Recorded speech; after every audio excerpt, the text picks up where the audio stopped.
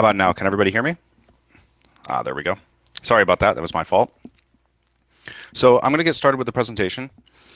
So what we're going to be talking about today is pinpointing some of the security holes in your business. And the whole purpose of this is to essentially provide you guys with the information that you need in order to evaluate your environment, take a look at the computers, kind of what's going on, and be able to concretely identify the things that could potentially cause problems from a security context. So there is some things that you should be paying attention to in terms of being able to make sure that your machines are up and running and business continuity and things like that. And those things do play a small role in terms of the security itself, because obviously if a machine goes down and in terms of business continuity, you don't have backups in place or any way to get the machine back up and running. Maybe it was hacked and you've got to pull it offline. If you can't get that machine back up and running, then obviously it's a business continuity problem and a security problem.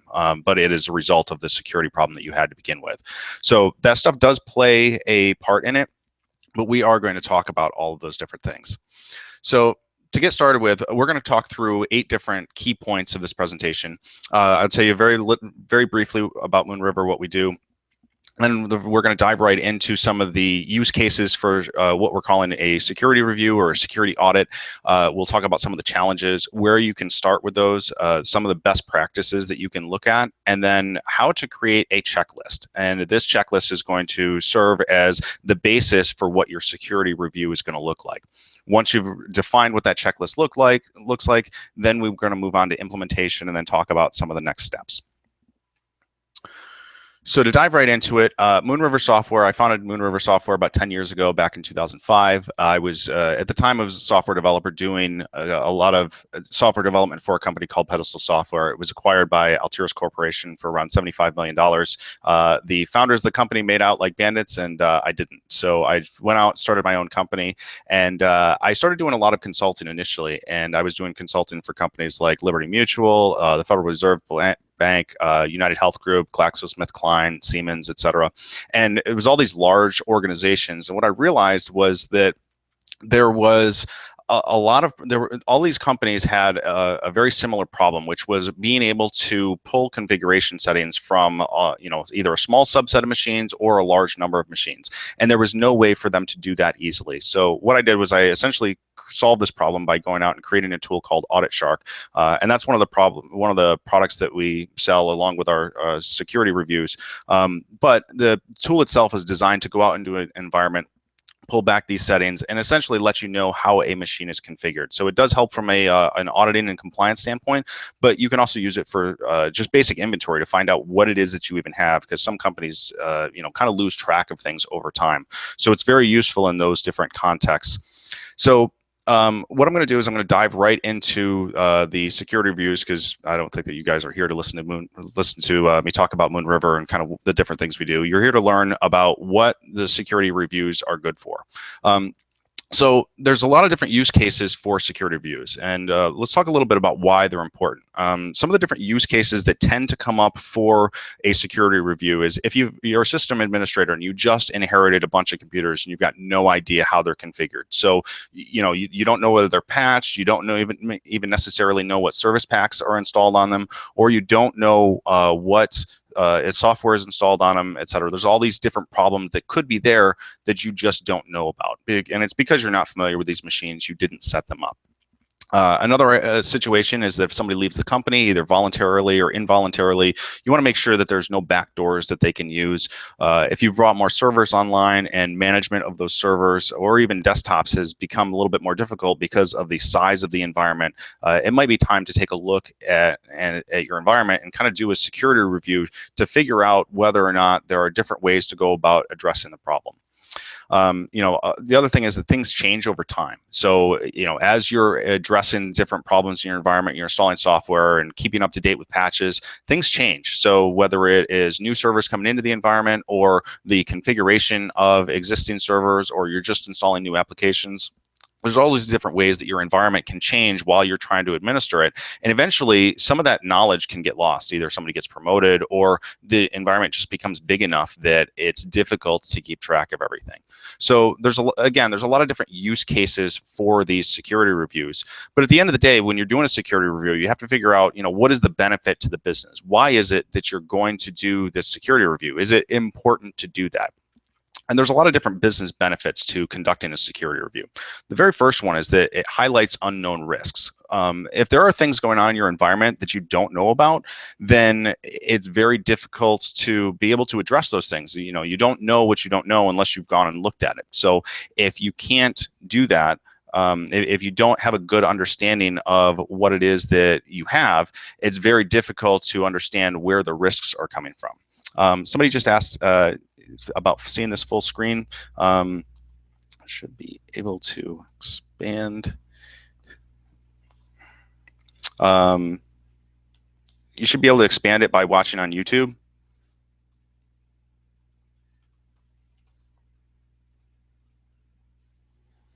And that's in the bottom left or bottom right.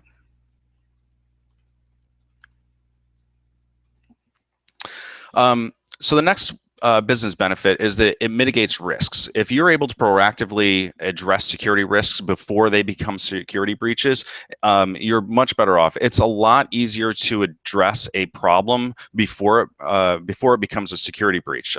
Typically, the cost of prevention is about 1/10 the cost of if something happens. So if it costs $1 million to address a particular security problem, it will probably cost you $10 million if you are actually breached because of that. And again, these are just ballpark numbers. It can fluctuate pretty wildly when you get further up in the scale or further down in the scale in terms of the costs of implementing different security measures. But the reality is that a security review does not have to cost a lot of money. Really, it's just designed to highlight some of the different risks. And even then, it allows you to address some of the weaknesses. If you are able to identify a process problem, so I'll give you an example. Let's say that you're putting new machines into the environment. If you don't have a patching process in place, those machines can very easily become compromised through malware that's out lingering around on the internet or actively being pushed down onto machines because they're not being patched through either zero-day vulnerabilities or through various people exploiting the fact that machines on the internet are not being patched properly. It is easy to address that type of weakness just by adjusting your process, and it doesn't cost a lot of money to do. So by doing a security review, you're essentially picking off the low-hanging fruit for the security of your network. Another thing that it does is it brings education and awareness about the security posture of your environment. So in that respect, what you're doing is you're identifying what the problems are so that you know what those problems are. You can't do anything about it if you don't know. Again, as I already said, it's very cost effective to do a security review. It's a fraction of the cost of to find out that information and then take steps towards prevention than it is to try and clean up afterwards. And the last thing is that it brings you peace of mind, because ignoring security problems is not going to make them go away. So let's talk a little about some of the challenges associated with doing a security review. And the first one is knowledge. Most companies, especially smaller companies, do not have a dedicated security specialist in-house that is going to allow them to dedicate one person to going around, or even more than one person, to going around and making sure that the entire environment is secure. And in addition, the breadth of knowledge and the depth of knowledge required in many cases is a very difficult obstacle to overcome. So you end up in the situation where you simply aren't sure what you should be doing, and because most people don't know what they should be doing, they do nothing. It's sort of a paralysis because there's so many options, they don't know what to do, so they do nothing. And that's really a bad position to be in, because it certainly isn't going to improve your security, and in fact, over time, it's going to get worse. The next problem that most companies face is a lack of resources. If you're already running in an IT environment, running a bunch of servers or desktops, there's already too much work to do, and you don't have enough people to do it. You don't have enough time to address anything in a proactive manner. And it seems like doing a security review is just more work, and it's going to create more work for you. That how are you going to go about getting all of the work that you need to get done now, in addition to doing a security review? So that's another major challenge that most companies face. And that's probably the second biggest. The first one is the lack of knowledge about what to do and where to start. And we're going to try to address that lack of knowledge part right now. In terms of the growth of the company, as companies grow, it's just difficult to keep up with that growth. It's as the companies get bigger and bigger, your responsibilities tend to grow. The number of machines that you have to administer grows, and the number of support requests that you're getting on a daily basis grows. And just because of that, again, it adds up to, it kind of contributes to the lack of resources and not enough time to get everything done. One other problem that most companies face is a lack of security tools. So if you have a small environment, you don't necessarily have security tools at your disposal to go out and check your environment and figure out what it is that is compliant to a given security standard inside the company, or even external security standards.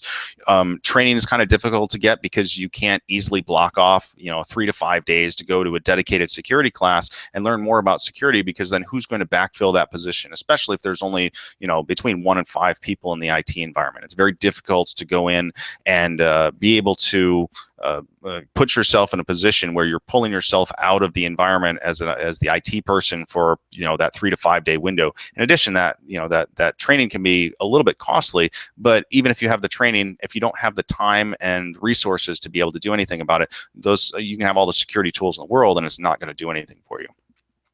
The fifth challenge that most companies face is that security is a never-ending problem. If you're going out and you're addressing, if a user in the environment says, "Hey, I need this piece of software installed," or "My hard drive just crashed," there's a very well-defined time window during which you can accomplish that job. And once you've handed the machine back to the person, generally that job is over. That task is finished, and you can click off the checkbox and say, this is done. But with security, that's not the case. When you're talking about security of machines, the problem is that there are always new security threats coming out. There are always new vulnerabilities being discovered, and there are always new patches being pushed out. So really what happens is that you end up in this situation where the job is just never finished. So you're never quite sure when you should stop delving into that security stuff and go back and work on on any of the different user problems or the business problems that are coming up that need to be addressed. Where do you draw that line? Where do you stop going forward and say, "Hey, this is good enough for now. Let's take a step back, get some other work done, and then maybe we'll come back to security." So it's not really well defined in terms of where that line is. And then the last one is that security is generally not a priority until something happens. And that's really the bottom line for most companies, is that if nothing has happened lately, they don't necessarily know what the risks are that they're facing. So if you've ignored security for too long, what happens is people can become a little bit complacent, and they decide, "Hey, I'm not going to look into this stuff because nothing's happened so far, so I'm just going to let it go until I decide to come back to it, or I make time for it later, or I have time." And the issue that most companies face is that they just never make that time. So once you've kind of looked at some of these different benefits and kind of realized that it makes a lot of sense to move forward and actually try to do something about security, the first question is, where do you even start? So the course of action that we generally recommend is that you start by building a security checklist. And there's a lot of different ways to go about this, but the basic process is that you do some research first, you plan out what you're going to do, and then you implement it. These are pretty basic steps. Obviously, at a high level, we'll drill down into them a little bit more. But when you're doing the research, you want to look to authoritative sources. You want to find out who's doing what, why are they doing things that way, and not only how should you be doing it yourself, but should you even be doing that? Because there are certain things that are recommendations, for example, that don't necessarily need to be done in most environments. And I'll give you a prime example. One of them is taking a look at auditing logs. If you look at most security guidelines, they say, "Hey, you should be gathering all the security logs from every machine, and you should be compiling them, and you should be reviewing them on a daily basis." And the reality is that for most companies that are at a small business level, and by small business I mean less than 10 million a year in revenue, those types of companies don't necessarily have the people in place to be able to review those security logs on a daily basis. It's just not cost effective for them. Most of the time, those security logs are used for identifying either an active attempt that is coming in against a particular machine, or it's used in a forensics capacity afterwards, after a breach has happened. So if your standard procedure for if a breach has happened is to take a machine out of the environment, you have to be able to bring that machine back up and running. And again, most companies don't have the ability to actually do a forensic analysis of those machines. So if a breach does happen, the reality is most of the time you're just going to try and recover what data you can from it, wipe it, and then start over, because you really can't trust that you've cleaned something up. You can't just uninstall a bunch of things or kill some processes and expect that you've cleaned up a potential breach of a machine. You really just need to wipe it and start over. So from that perspective, those auditing logs are not terribly useful. Now, if you have a much larger environment, or you have a machine that requires PCI compliance or something like that, that can change the story. But the reality is, building this security checklist means that it has to be applicable to you and your environment and the things that are important to your business. Once you've gone through and you've done that research, you figure out what it is important to you, you put it into a checklist, you plan how do you go from the theory of what you should be doing to actually doing it in your environment.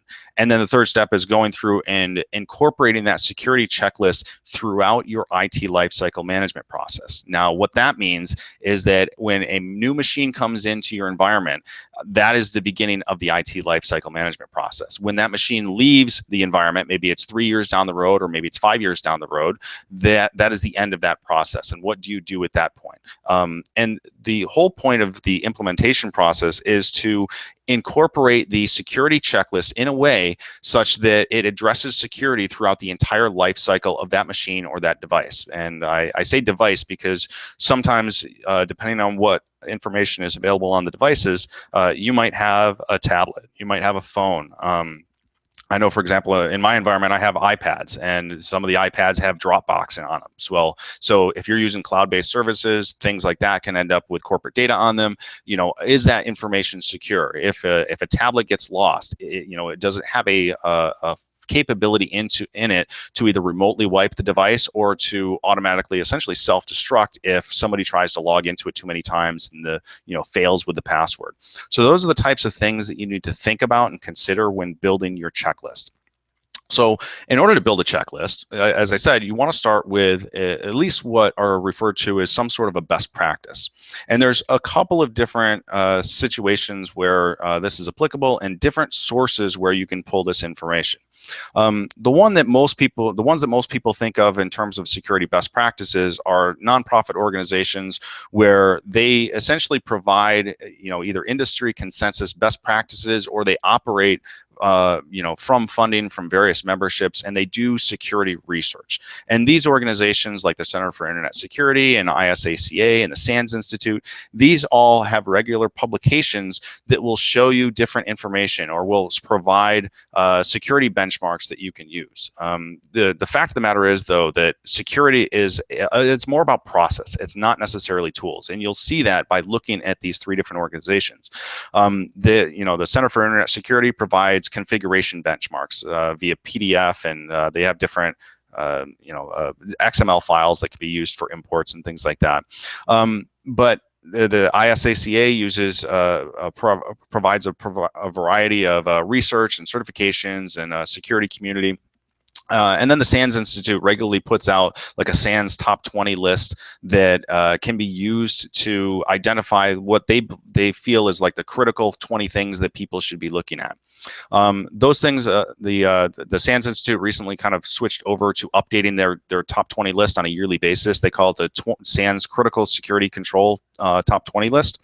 And those are all great resources to get started for a security benchmark or a security checklist. So I'm just only going to dig into one of them. I'm going to take a look at the Center for Internet Security, and I'm going to walk you through exactly how you can gather some of the information that they suggest that you should be looking at. So we're going to look at that one. If you go to the CI, so their website, it's cisecurity.org. Let me just put that into the chat. CIC. So if you just go to the Center for Internet Security, what you'll do is you'll go over to the lower section where it says security benchmarks. It's in orange, and there's a place where it says security resources for download. And what you'll do is you'll click on that. And once you're in there, there's another section of that page where it says download CIS security configuration benchmarks, assessment tools, and security metrics definitions. Now, this is where you're going to want to go in and take a look at the PDFs that they have to offer. Just for reference sake, to kind of fill you in if you're not familiar with the Center for Internet Security, their benchmarks are what are referred to as industry consensus benchmarks. And what they do to build these is that they get together a group of people throughout various industries, various market verticals, various sizes of organizations. So you might have people from manufacturing, from high-tech companies, from biotech, pharmaceuticals, all these different walks of market verticals, and they will get them together and they'll put them into a group who are interested in a particular technology. So it might be Windows 10, for example, or it might be SQL Server 2015, or it might be Red Hat Enterprise Linux. There's all these different technologies that they have, and if you take a look at this website, there are 92 different benchmark documents that they have. You can download them. If you go in there and you click on one of those, what you'll see this other section where you can download the CIS benchmarks for free. Click on the thing that says download CIS benchmarks here. And then what they'll do is they'll ask you some information. If you're not a member of the Center for Internet Security, you don't have to pay for a membership to be able to gather these things and use them. Just click, in this box up here, click no for all of those options on the right. And then scroll down, and under where it says downloads, you're going to select the downloads that you want. So if there are specific technologies that you're using in your environment, you check off all of them. And then at the very bottom, after you've gone through the regular agreeing to their terms of use and reading all the fine print and everything else, you say you accept that information. And then what they'll do is they will give you an option to enroll in their service. Again, you can just kind of bypass this if you're trying to get through and just gather the information real quick. You say not now. And then what they'll do after that is they will show you all of the different benchmarks that are available that you have selected, and they will give you a link to download each of those. So in this particular case, if I wanted to download just the Windows 7 benchmark version 2.1.0, I can click on that, and they'll give me a PDF. Some of these PDFs are extremely long. They can be 300, 400 pages, but they give you extremely detailed information about what that group of people who put together that particular benchmark recommend as a general consensus benchmark. And that by consensus benchmark, it really means these are generally recommended best practices for just about any organization. Now, if you are a tightly controlled and regulated organization, like if you do work for the Department of Defense or in a regulated industry like pharmaceuticals or healthcare, you probably have more things that you should be doing, and you may very well need to conform to a lot more of the items on here. But again, this is just giving you an idea of what sorts of things you should be looking at and what things you should do. Now, in looking at all that stuff, you'll find, as I said, some of these benchmarks are several hundred pages long. That's a little bit too much. So let's take a step back. And what is it that most companies should be doing? Well, if you don't have a system in place for looking at your machines and reviewing what the network looks like, what you need to do is you need to take a step back and say, what is a reasonable starting point? What should we be doing? And what I did was I put together a couple of different lists here. One of them is a security configuration checklist, and the other one's an operations processes list. So this is essentially what I believe is a reasonable starting point for most people, and it is ordered in the order that you should probably address these things in. So the first one is taking a look at user accounts. What exists? What accounts are used? Which ones are not? Which ones are disabled or locked? Take a look at those and review them. Now that's both at the domain level and at the individual machine level. You'll also want to take a look to see which of those users are members of different groups. You'll want to take a look at password policies and complexities. Are you rotating passwords on a regular basis? Are they not rotated at all? Are you requiring a minimum password length? Things like that. And then you want to take a look at things like firewalls, making sure firewalls are installed on the machines, operating systems, patches. It's not on here, but along with firewalls, I generally throw in antivirus software of any kind. I'm not a big fan of choosing between the different AV vendors. As long as you have one, it doesn't necessarily matter. Most people have a preference for one vendor over another. At the end of the day, every single vendor is going to fall short in some way, shape, or form. It's really about how well you are able to manage that AV vendor in your environment, what the price is, etc. Generally speaking, most of the major AV vendors are pretty comparable in terms of the number of things that they cover and the number of things that they're going to protect you from. Next after firewalls, operating system patches, service packs, and then any sort of server application update. So if you're running SQL Server, for example, you want to install the SQL Server service packs. If you're running IaaS or various other things on different machines, you're going to want to make sure that you are updating those applications on a fairly regular basis, mainly because almost every single widely used application is going to have vulnerabilities of some kind. In terms of operations processes, you want to make sure you're doing backups. You're taking a look at the system logs and reviewing them, and that's more of an optional thing. It depends much more on the size of the environment than anything else.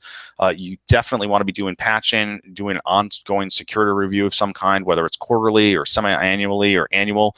At the very least, you want to be able to do a risk assessment and figure out where are different attack vectors that somebody could get into your environment and take over machines or pull data out of your environment.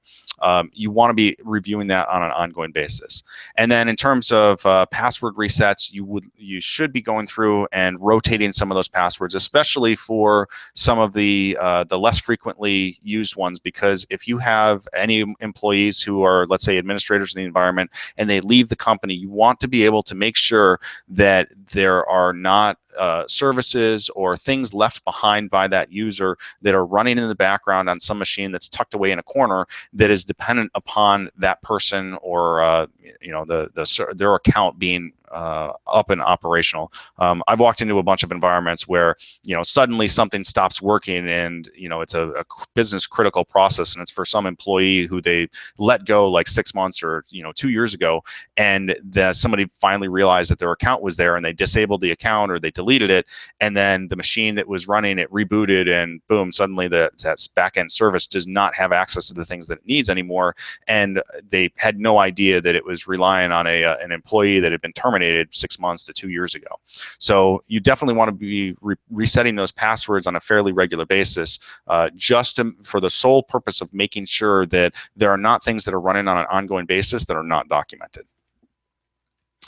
So moving on to taking a look at the checklist itself, we talked a little bit about the configuration settings, but I don't think the configuration settings are necessarily enough, and it does not give you a comprehensive review of everything, because just because you're looking at the security settings for the individual machines does not mean that you're going to be addressing things like phishing attacks, or you're not addressing some of the different policies. If you can check to see what the current patch levels of a machine are, but that doesn't necessarily mean that it is getting patched on a regular basis. You might check the current patch levels, and if it's a brand new machine, it's probably pretty well patched. But what if it's 2 years out of date? And if you're not doing that, if you're not addressing that as a process, then those things can very easily slip through the cracks until the next time that you've done some sort of a security review. So how do we go about building this list? And the first one that I recommend that people do is start with Google. There's two very quick things that you can throw into Google's server security checklist and network security checklist. If you look at those, especially for server security checklist, what you'll find is there's a lot of PDFs in there. And those PDFs are great sources for finding checklists of things that you can go through to not only address individual machines, but also large numbers of machines in your environment, all the different business processes, especially once you start getting into checklists that come from any sort of university. So you'll see in the second result here in Google, that one comes from RIT. It's a college in upstate New York. I actually went to school there, so it's kind of interesting that server security checklist, theirs comes up second in the Google results. But it shows, if you click on that link, it will show you their policy and what they recommend that their internal security team goes through for all of the machines in their environment. I think there's 50 or 60 different things in there. But it's a checklist. It's very simple, very easy to go through. They have something where somebody can sign off on it and say, yes, we went through this. And that's important. It's important to go through that and list it and make sure that you're going through it. Remember back before when I said security is a process, it is not a tool. There is no single tool out there that is going to keep your business secure. There's no tool out there that can guarantee that everything you're doing is correct and you will never be hacked and you will never suffer a security breach. There's two reasons for that. One is no tool is perfect, and two, we have users. So the users tend to be one of the bigger problems, and there's only so much you can do about that. There's only so much education that you can give people. But at the end of the day, if you have a process that you're going through and you're actively looking through those machines on a regular basis, that's what will stop machines from becoming vulnerable. It's not that you want to make sure that your machines are invulnerable. It's that you're trying to reduce the risk. It'd be great if we could make them invulnerable. We simply can't. The next best thing is to review them on a regular basis, go through a checklist, and make sure that they are as good as we're going to be able to get them given our resources. Because remember, security is a never-ending job. It's not going to end. And you can sit there and you can monitor them all day, every single day, and something could still happen. I mean, there's always going to be that time where some registry key toggled and suddenly an administrator account was enabled on a machine that you're not going to be able to catch. You can't watch them every second of the day. But what you can do is you can limit the time windows during which something can happen. And by regularly going through and taking a look at those machines, you can limit not only the time window, but limit the risks of that happening. So let's talk a little bit about an implementation. How do you go about implementing this security checklist? So again, we kind of go back to that same basic process. It's 3 steps. You go through, you audit your computer settings and your policies, compare it against that checklist that you put together. You evaluate where you are. Are you okay where you're at? Are you doing X? Are you making sure that there are no shared user accounts? All of those different things factor into the evaluation. So the first step is to audit it. Make sure you check all the settings. Make sure that they are actually configured the way that you think they are. I can't count the number of times where I've gone into an environment and I say, hey, I need you to go check this. And they say, oh, well, it's configured this way. And I say, yes, please go check it. I just want to be sure. Come to find out, in a lot of those cases, I'm actually couching it because I know that it's configured that way, and I have to be nice to say that it's probably misconfigured, even though that they think that it's configured a different way. Unless you have checked a machine and looked at its configuration, you don't actually know that it's configured that way. One of the things that people commonly come out and they say is about group policy, and group policy is supposed to take effect on every machine. But I know from experience that group policy is not always enforced on every endpoint. And there are plenty of cases where there's a group policy in place and it's not actually taking effect in the resultant set of policies on a machine. And therefore, that machine is not protected in the way that the administrators thought it was. So that's another place where you really need to be verifying things at the machine level, not necessarily at the network level. So once you've gone through, you've done that evaluation, you have a list of, where things are correct and they are compliant to whatever your checklist or your policy is that you put together. Then you go through, you remediate things. You make sure that you have implemented things on the machines that are misconfigured. These are the low-hanging fruit. These are where things like malware and viruses and bad actors like misbehaving employees or external attackers are going to use those things to exploit your environment. And really all it takes is one machine. You don't need to have 30 machines infected in order for something bad to happen. All it takes is one. I know a security researcher who loves to take a look around to see what scheduled jobs are running on machines, because typically they're running as a local user account of some kind or a network user. And any network user that's running an executable or a script or something like that as a scheduled job on a machine, all you need to do is update that script and he can essentially elevate privileges for other machines or for accounts on the network. And suddenly he's got an account that used to be a local account, or he's created a new account on the machine on the network that's now a domain admin account, and he can do anything. He's basically got free reign on the entire network at that point, and it does not take him very long. I've heard him tell me stories of him cracking an entire network in less than 15 minutes. It can be very devastating when that kind of stuff happens, and it's nice to know about those things in advance. You have to be able to mitigate those types of risks. So we've talked about all that stuff so far. Essentially, what are the next steps? Once you have this stuff in place, you've got your checklists. You really have to go from the theory of putting these things in place to actual practice. And going through your checklist once is not necessarily enough. But you have to think about it in terms of what is going to be a minimal impact to your current mode of operations. The thing that you really need to be careful of, and that most IT environments have a really hard time tackling, is how do we introduce a security checklist into our environment and into the way that we do things without impacting our day-to-day operations? How do we do it without introducing too much red tape such that people want to bypass that red tape? Because at the end of the day, security is, especially when it comes to a security list, that is red tape. You don't want to have to deal with it, but if you want to stay protected, you have to deal with it.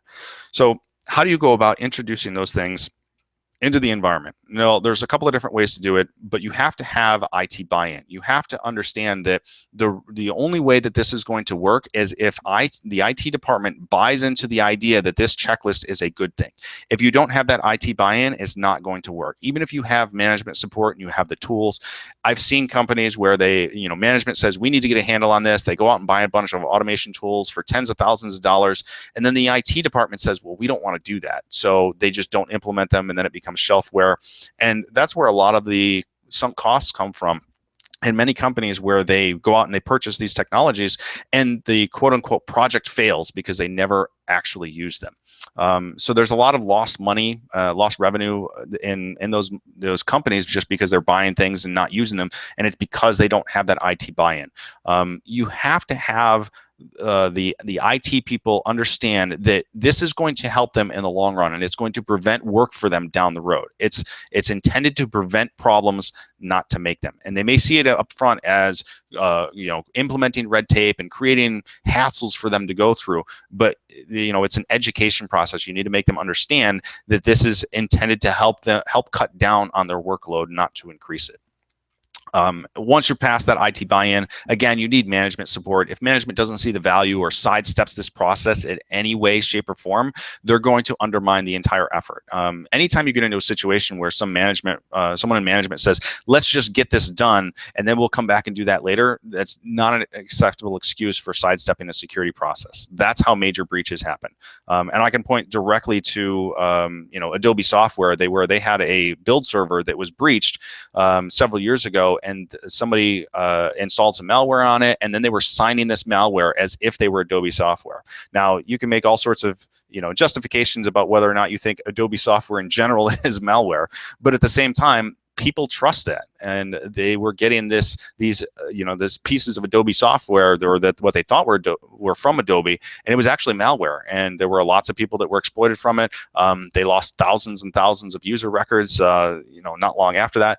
And the reason they lost them was because somebody decided to create a build server, put it into production, and they didn't put it through the security process. And then in addition to that, normally an ongoing security review would have caught that, would have taken care of it, but they were not going through and following up on those machines. Their process was, let's review this once, we'll put it into production, and then we won't really look at them again.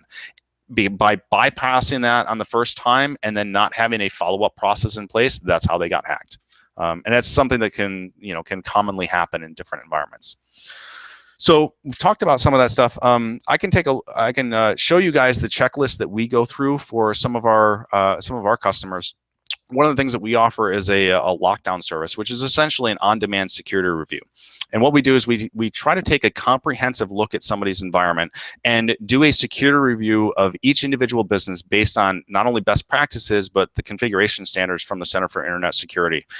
We then take a look at those results, we interpret them and in the context of your business, and then essentially collaborate with you to identify a process for remediating any of the security weaknesses. We'll interview some of the key stakeholders to help us understand what different areas we need to start looking at for attack vectors. And that helps you to get to a point where you understand what it is that you need to do. What are your next steps? Is it to implement a process? Do you need a checklist? Are you already fine? We did a security review a couple of weeks ago where there was a customer who they rely very heavily on their website for all of their e-commerce activities, and one of their SSL certificates out of 9 was actually vulnerable to a variety of different attacks, including Poodle. And if you're familiar with anything related to SSL, there's a couple of major SSL vulnerabilities that have come out in the past 12 months or so, and they were actually vulnerable to all 3 of them, but only on one of their servers. They thought that they had remediated everything. And through the course of us doing this lockdown review on their systems, we found that there was 1 out of 9, which was coincidentally, it was on their build server, just like Adobe, where people could have potentially broken into that machine and taken it over, and that would have been their source code. So that is a scary proposition for just about anybody. But if you're not looking at these things, how would you ever know? And again, that is the entire point of doing a review of these machines, is to identify things like that you don't know about that could hurt you. So if you're taking a look at security review services, they can be pretty pricey. It depends on the size of your environment and how far up you're going. A standard security review might be around $2,500, and that would include like a best practices configuration audit for up to around 20 systems, 25 systems, something like that. And then there's obviously additional costs associated with that for the reports and analysis, and then any sort of a follow-up configuration audit. What we're doing this month is we're offering a special on our Audit Shark lockdown review until the 31st, which I believe is next Friday. We're doing a special $24.95 on it. You'll get the report, a full analysis. We'll interview the key stakeholders. We'll go through and with you and do a collaborative review of the results, including giving you a report that shows you not only how you're configured, but what our recommendations are for that configuration. And then we'll do a follow-up configuration audit in about 90 days. To give you an idea of some of the different things that we do, I'll give you, take a look at what our review template generally looks like. We basically walk through about 100 different settings. So it's anything from network inventory, user inventory, taking a look at the physical environment, how you're addressing the patching needs of your environment, server maintenance. Are you doing any sort of application or operating system logging, taking a look at the system integrity? Have you ever done any sort of vulnerability assessments? Looking at reviewing your SSL certificates, all the things that could potentially lead to issues. And the idea of this comprehensive audit is we look into 20 different places. We look at a little bit over 100 different individual line items, and we try to identify places where you may be more vulnerable than you probably should be. And every single business is going to be a little bit different in that respect. Some cases, you're just going to have some SSL vulnerabilities. In some cases, you're going to have machines that are woefully out of date because you've never done any sort of patching on them, or maybe your firewalls aren't enabled. Obviously, every single environment is different, so it makes a lot of sense to go in and take a look at these different areas and try to do a comprehensive review to identify all of the different things that are in there that may be something that is a vulnerability of some kind. So again, that's something that we do offer for people if anyone in here is interested in it. I will throw the URL for that into the chat. But if anyone's interested in finding out a little bit more about that particular thing, you can contact me directly. You can just shoot me an email at mtabor@auditshark.com, or you can give me a call on my phone number. It's 844-666-6748, extension 700. But if you're interested, if it looks like something that you just want to move forward with, and you know that's something you want to move forward with, that's certainly something that we can arrange. You can just go through the payment process. If you want to have a conversation in advance, that's not a problem either. That's definitely something that we can do. We kind of recommend that people have that up front, so that people have an idea of what sorts of things that maybe they want to prepare for it, or maybe they just want a little bit more information about what sorts of things are included. Anything along those lines. We're happy to have those conversations with you guys and help you understand what it is and what it's going to do for you. But again, I'll put that link into the chat window if anyone is interested in just kind of immediately moving forward. Again, otherwise, feel free to give me a call. There was one question that had come up previously that in the emails, and I'm opening it up for questions right now, but I'll answer this email. Somebody sent me an email before the webinar that they were interested in finding out how to manage the access to the user accounts through email. And the example that they gave was that they have an ordering system where somebody can come in and create a account, but they don't create the account until after they've placed the order. And during the placement of the order, the person supplies their email address, and the concern is, well, if this email address is wrong, it's possible that somebody else is getting this email, or is getting this reply email from them as a vendor, and how would they necessarily know that? Well, there's two different ways to essentially fix this problem. One would be to ask them to double confirm their email address. And that's a little bit difficult, especially in this particular case, because they're doing it through an email. Through most of their sales are done through a mobile application. So the second way would be to essentially just let this particular problem slide. And you have to think about the risk associated with something like this. If somebody's placing an order in your system and afterwards their expectation is that they're going to get an email and they're going to be able to set up an account, there's two different things at play here. The first one is that when they create their account, you could easily cookie them and say, okay, well, every time you log into this, we are going to just simply allow you in because you placed the order with this particular device, whether it's a phone or a desktop or something along those lines. So that person can still get in.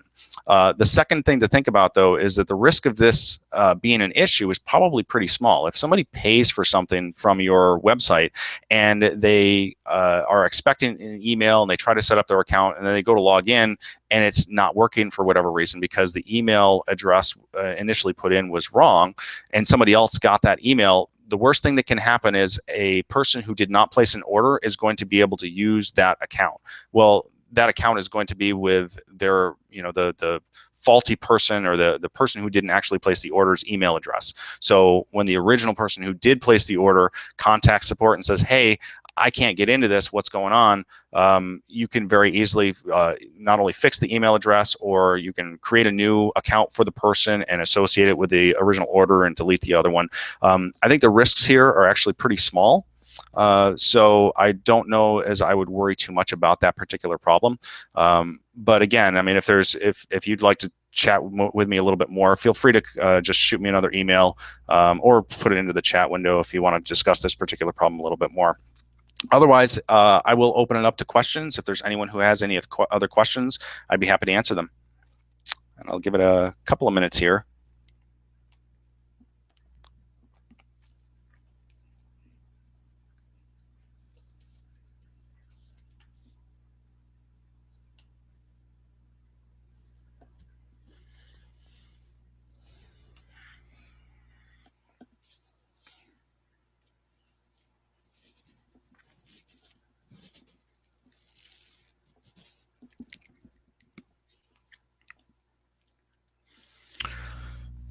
So I'm not seeing any other questions. Again,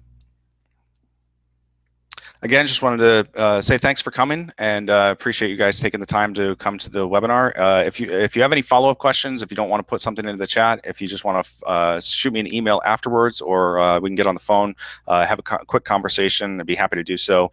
And hopefully that helps answer some of the questions that you have. Again, my contact information is there, mtabor@auditshark.com, and just wanted to say thanks for coming.